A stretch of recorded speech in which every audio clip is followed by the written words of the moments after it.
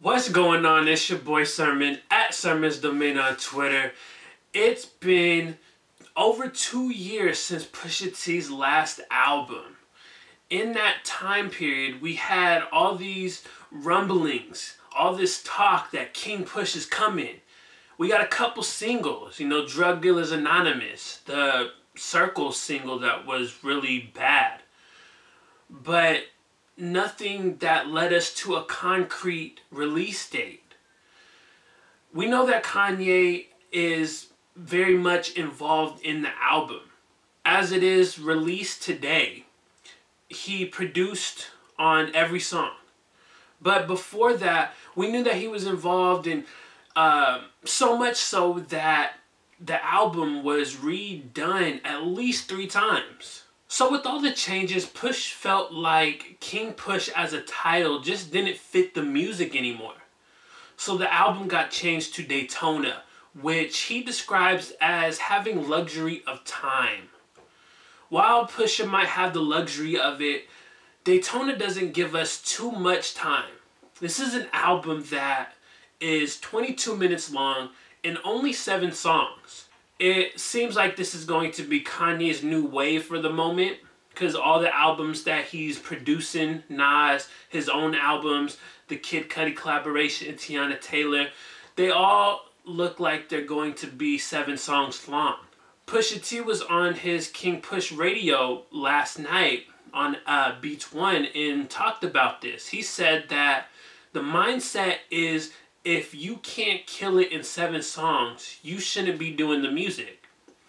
I like the idea of it, but I'm still kind of indifferent towards it.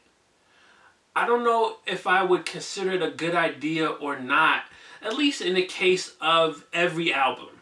For Pusha T, it works because more times than not, he's giving us quality over filler. A big part of Daytona's success so far is that Kanye, the producer, is back in full form.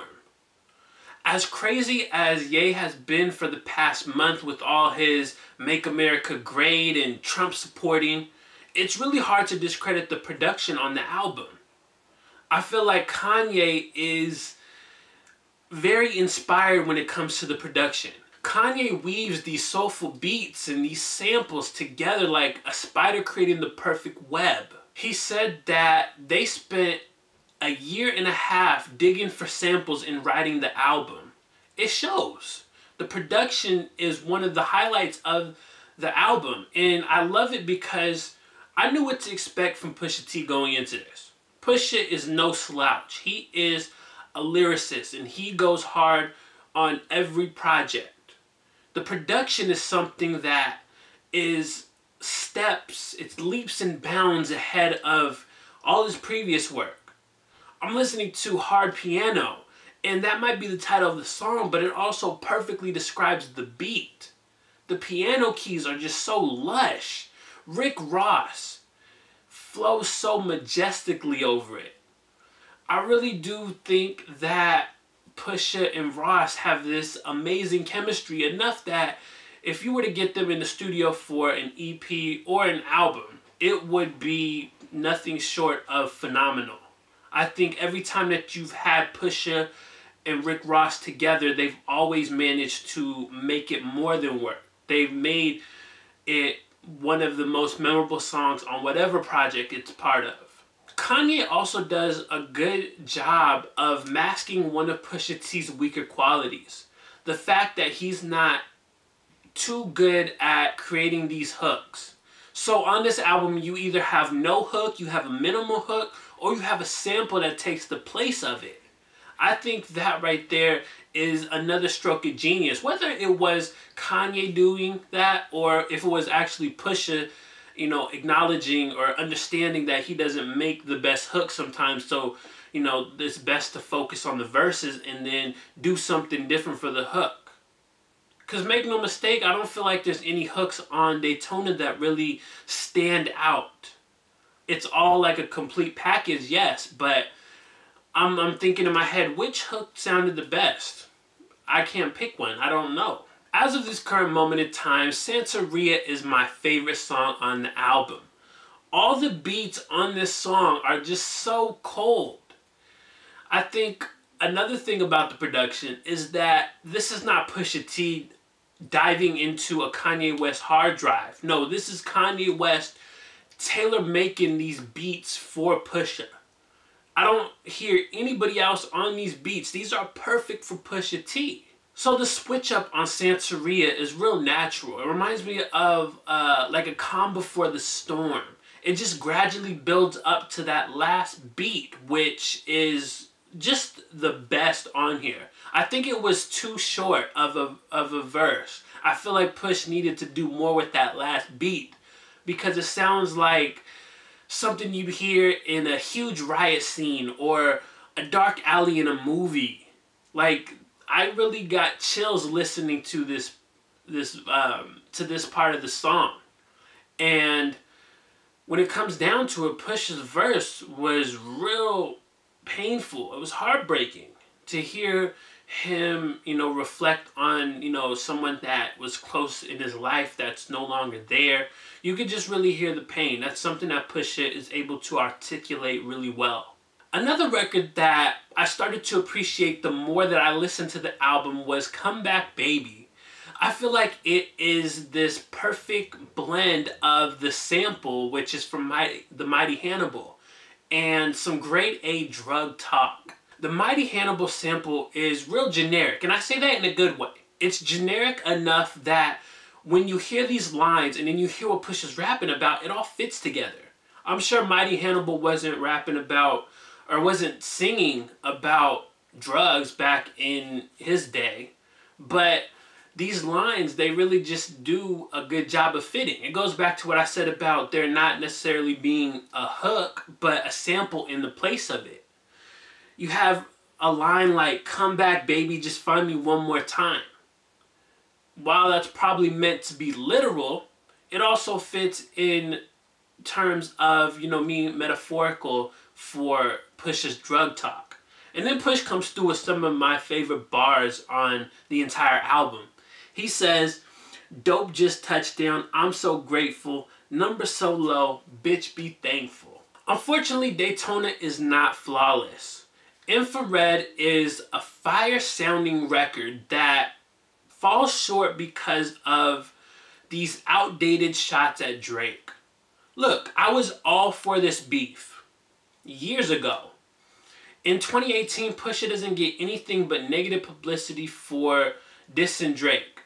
On top of that, it's not even the clever subliminal shots from Pusha T that we're used to. This is him saying, you can't even right your wrongs. You don't even write your songs.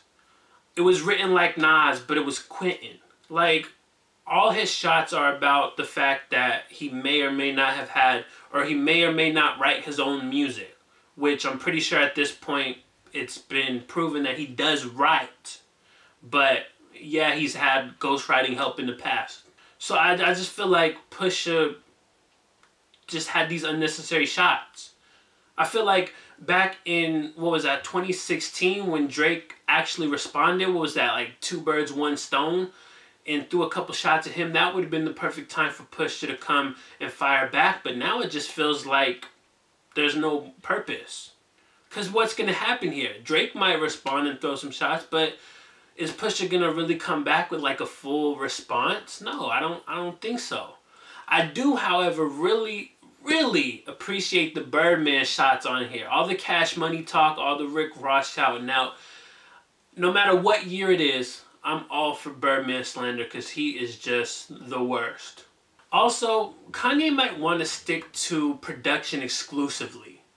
In 2018 and even the last couple years, I feel like he hasn't been doing anything of significant value outside of production. Like, every beat on here sounds amazing. He is really in an inspired state right now. But when I listen to Kanye verses, I'm very disappointed. His verse on What Would Meek Do is just bad. I feel like he's trying to justify his actions over the last month, his behavior, by saying he's sparking conversation. While that may be true, it's also clear that Kanye's views on what he was trying to spark a discussion about aren't fully developed.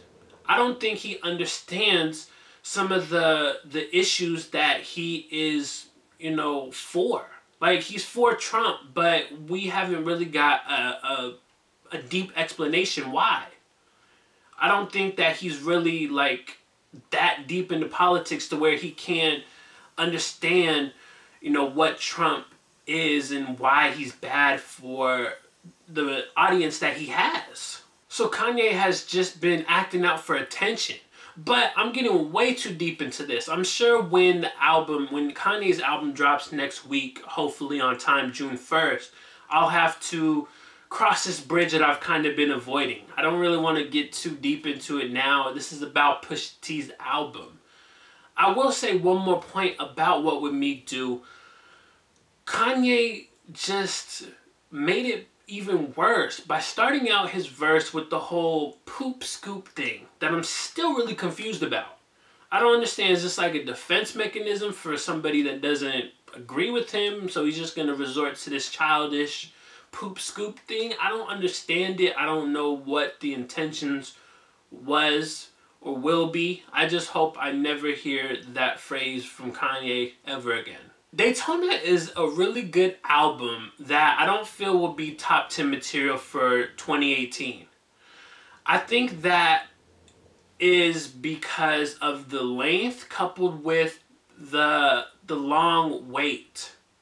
Whenever you have this long wait and you have something that just gradually builds up hype, it's almost impossible to live up to it. Like I said, I enjoyed Daytona, but I'm not going to overhype how I felt about the album. With all music, it could grow on me with time. Luckily for us, we do have the luxury of that when it comes to music. So those are my thoughts on Pusha T's third solo album, Daytona.